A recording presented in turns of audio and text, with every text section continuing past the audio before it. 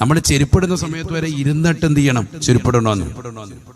ചെരുപ്പിടുമ്പോൾ അതുപോലെ കാലുകൾ തേച്ചൊരച്ച് കഴുകുന്ന വ്യക്തിയെ സംബന്ധിച്ചിടത്തോളം അവന് ഉദര സംബന്ധമായ ആമാശയ സംബന്ധമായ രോഗങ്ങൾ കുറയും. ഇതിപ്പോൾ നമ്മൾ ഇവിടുന്ന് കുനിയാൻ മേല, കുനിയുമ്പോൾ തന്നെ ഇവിടെ ഉളുക്ക് വീഴുക.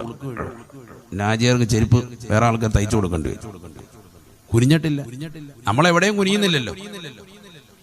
വേണേ ഒരു ഉദാഹരണം പറഞ്ഞുതരാം. ഇന്ന് വീട്ടിൽ ചെന്നിട്ട് അടുക്കള വാതിലിന്റെ താഴത്തെ കുത്തി നോക്കണം. താഴത്തെ സാക്ഷ അത് പണിതതിൻ്റെ അന്ന്, വീട് വെച്ച 83 വെച്ചത്, അന്ന് ആ കൊളുത്തം കണ്ട് ഇട്ടു നോക്കിയത് ആശാരി, നമ്മളല്ലേ ഇട്ടത്, പിന്നെ ഇന്ന് വരെ ഇട്ടിട്ടില്ല. അടുക്കള വാതിലിന്റെ കാര്യം പറഞ്ഞു.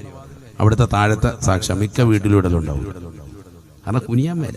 ഇനി അത് വീഴണമെങ്കിൽ അവിടെ ഒരു കുഴിമന്തി 1 കിലോ വെക്കണം. അപ്പോൾ ആചാര്യ അത് എടുക്കാൻ വേണ്ടി കുനിയുമ്പോൾ വേണേ ഇട്ട് അത്രേ ഉള്ളൂ. അതിലൊരു 10 രൂപയുടെ നോട്ട് അവിടെ ഇടണം. അത്ര മടിയന്മാരായി നമ്മൾ മാറി.